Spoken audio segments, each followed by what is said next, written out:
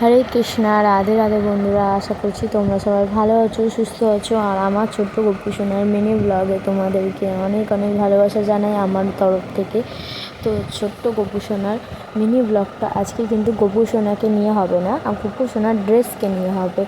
আর এই যে ড্রেসটা আজকে আমি বানাতে যাচ্ছি সেটা হচ্ছে হোলির জন্যে। তোমরা অবশ্যই জানো বন্ধুরা যে হোলি সামনে এসে গেছে, তার জন্যে কিন্তু আমরা নতুন জামা যেহেতু পরবো, কিন্তু গোপু সোনা তো আর পরছে না, তার জন্যই কিন্তু আমি বানিয়ে ফেললাম একটা গোপু সোনার জন্য ছোট্ট একটা নেটের ড্রেস। তো তোমরা দেখতে থাকো, আর ভালো লাগলে একটা লাইক, কমেন্ট, শেয়ার, সাবস্ক্রাইব করে দিও। আর কাজের ফাঁকে যখন একটু সময় পাই তখনই কিন্তু আমি বসে যাই গোপু সোনার জন্য টুকটাক জিনিস বানানোর জন্য। তো তোমরা অবশ্যই জানো না, তো তোমাদেরকে আমি বলে দিই। অনেকেই আছে দেখবে বন্ধুরা, মানে বসে থাকলে যে গল্প করে, সেরকম কিন্তু আমি নাই।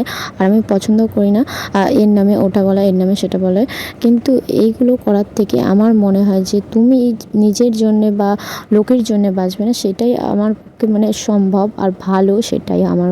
আর লোকে কি করছে না করছে সেটা কিন্তু ভগবান অবশ্যই আছেন, তিনি দেখার জন্যেই আছেন, ঠিক আছে। আমরা শুধু এখানে বসে বসে যে দেখছি তা নয়, আমাদের চোখ আছে, সহ্য করতে দিয়েছে ভগবান, শুধু সহ্যই করবো, বুঝতে পেরেছো তো।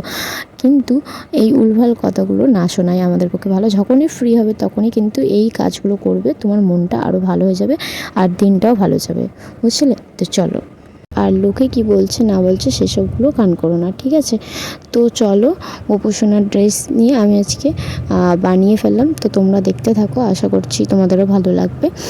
আর আমি যখন ফাঁকা থাকি তখন এই কাজগুলোই আমি করতে ভালোবাসি। আমি যেহেতু বসে থাকি, আর যেটুকু সময় পাই আমার মেয়েকেও সময় দিই। আর আমার গোপু সোনা আমার জন্য মানে প্রাণের থেকেও আমি খুব ভালোবাসি গোপু সোনাকে। আর আমার গোপু সোনার জন্য আমি কিন্তু সব কিছুই করতে পারি, আর সব কিছু সহ্যও করতে পারি। তো চলো, গোপু সোনার জন্য আমার ড্রেসটা দেখো কেমন হয়েছে। তোমরা লাইক, কমেন্ট, সাবস্ক্রাইব অবশ্যই করে দিও। ওটা রাধে রাধে।